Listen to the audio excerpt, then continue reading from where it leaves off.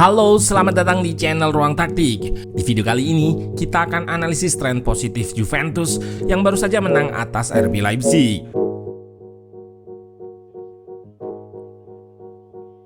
Juventus asuhan Thiago Motta meraih poin sempurna di UCL kali ini berkat kemenangan fantastis atas RB Leipzig. Mereka bermain dengan 10 pemain dan harus tertinggal 1-2 setelah Šeško mencetak gol kedua lewat titik putih.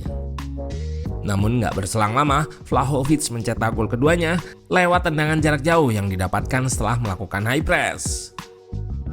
Kemudian disusul pemain pengganti Flavio Conceição lewat aksi individunya melewati dua pemain RB Leipzig.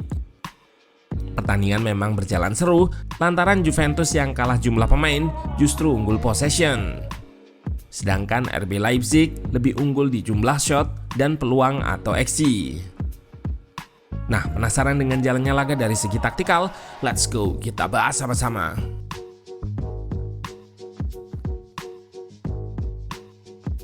Tuan rumah RB Leipzig turun dengan formasi 4-4-2 menggunakan duo striker nomor 9 yang diisi Openda serta Benjamin Šeško. Marco Rose memainkan Baumgartner di sayap kanan serta Xavi Simons di kiri, mengapit Seiwald serta Haidara di tengah. Sementara Juventus turun dengan formasi 4-2-3-1. Double pivot diisi McKennie serta Fagioli, menopang Koop Meiners serta Nico Gonzalez yang digantikan Flavio Conceição di kanan. Di kiri diisi wonderkid 19 tahun asal Turki, Kenan Yildiz. Sebagai ujung tombak, Dusan Vlahovic diplot di depan. Dari data pass directness atau umpan langsung, terlihat Juventus lebih sedikit, serta 10 lebih pass sequence atau umpan berurutan lebih dari 10 kali terlihat tinggi. Ini menunjukkan Juventus menerapkan build up dari bawah dan sabar untuk memancing press lawan di belakang. Yang menarik, terlihat ada rotasi posisi antara fullback dan center back di sini. Motta memang mempunyai ciri khas menggunakan banyak rotasi posisi pemainnya untuk manipulasi press lawan. Siapa yang menyangka Gatti berada di sayap lalu melakukan kombinasi umpan untuk eliminasi press dan merangsek lewat tengah layaknya gelandang. Secara umum shape build up-nya 4-2. Namun kita lihat di sini posisinya dinamis. Koop Meiners yang diplot sebagai nomor 10 bisa turun jadi DM menggantikan McKennie. Lalu terlihat di momen lain, Cambiaso inverted ke tengah menemani Fagioli. Rotasi posisi ini berguna untuk memecah marking pemain RB Leipzig. Pun begitu, meski nampak sukses di fase awal build up, nyatanya Juventus masih buntu dalam konversi peluang. RB Leipzig selalu cepat recovery dan bertahan secara kompak. Ditambah, Juventus cukup jarang melakukan switch ke sisi jauh. Ini membuat serangannya mudah dipatahkan. Bahkan, peluang pertama Juventus justru jadi awal gol RB Leipzig. Dimulai dari berhasilnya high press Juve yang dilanjutkan dengan serangan dari sayap kiri. Cambiaso mengirim umpan ke tengah namun berbelok ke arah Fagioli yang langsung melakukan first time volley. Bola berhasil ditepis dan dibuang untuk diubah jadi serangan balik. Openda yang mendapatkan bola tak terhenti. Ia berhasil mengirim umpan berkelas ke Šeško yang juga melakukan aksi kontrol teknik tinggi. Dengan menggunakan power, ia menghujamkan bola ke gawang Gregorio. 1-0 untuk tuan rumah, bertahan hingga turun minum. Ada perbedaan pendekatan dengan bola yang ruang taktik amati pada awal babak kedua. Karena RB Leipzig bertahan dengan zona yang sangat kompak, Motta mampu menemukan solusi akan hal ini, yaitu memberikan instruksi pemainnya untuk lebih banyak penetrasi dengan bola.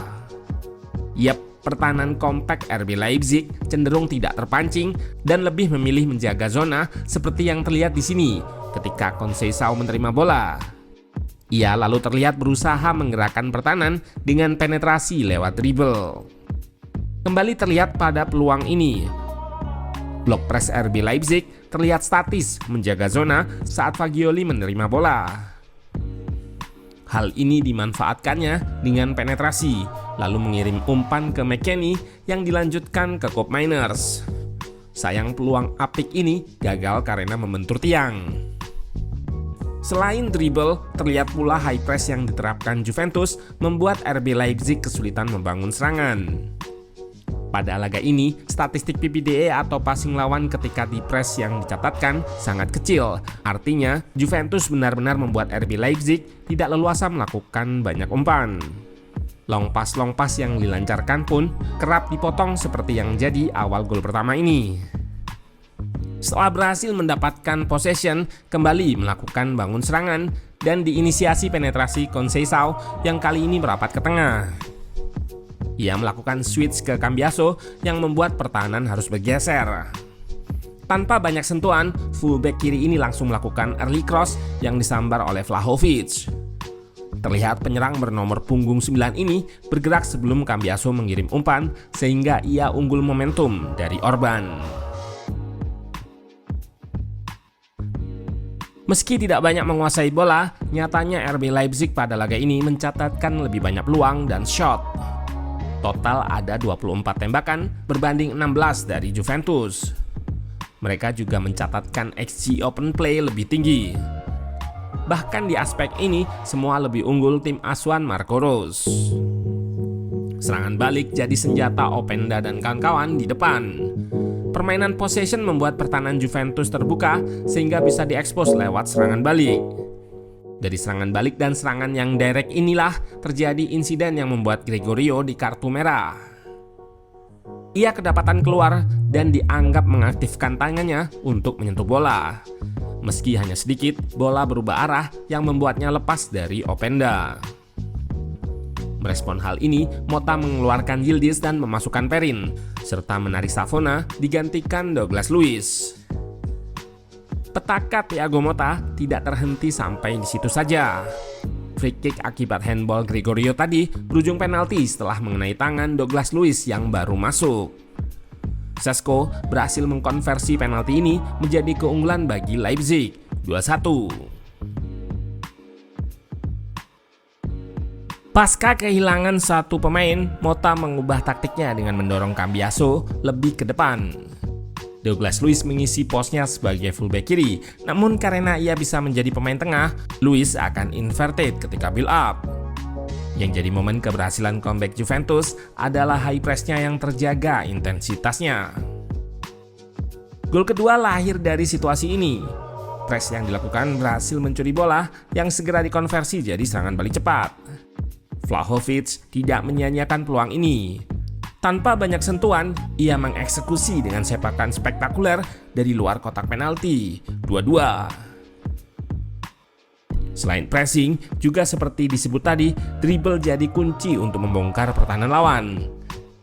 Apalagi sekarang situasinya 11 versus 10, jadi pemain harus bisa keluar dari hadangan 1-2 pemain lawan karena kalah jumlah. Tercatat juga pada statistik, Sinyonya Tua membukukan dribbles yang lebih banyak dari tuan rumah. Cara ini terbilang efektif untuk membongkar pertahanan rapat RB Leipzig yang juga unggul secara jumlah. Hingga akhirnya, Conceição pun melakukan hal serupa untuk membuat Juventus mencuri 3 poin di kandang lawan. Gol ini pun diawali aksi Kalulu membawa bola atau dribble ke depan yang kemudian dilanjut ke Fagioli di tengah. Gelandang Juventus ini menemukan Conceição yang kemudian melakukan penetrasi sendiri lewat sisi kiri kotak penalti lawan. Menggunakan skillnya, ia memperdaya bek RB Leipzig lalu menceploskan bola ke gawang Gulaski. Super comeback. Selain hasil di UCL ini, Juventus juga dalam tren positif di Serie A. Gatti dan kawan-kawan belum pernah merasakan kekalahan yang jadi indikasi berjalannya sistem yang diterapkan Motta di Juventus. Nah, apakah magis Motta masih berlanjut? Ataukah hanya honeymoon phase-nya aja? Patut kita tunggu.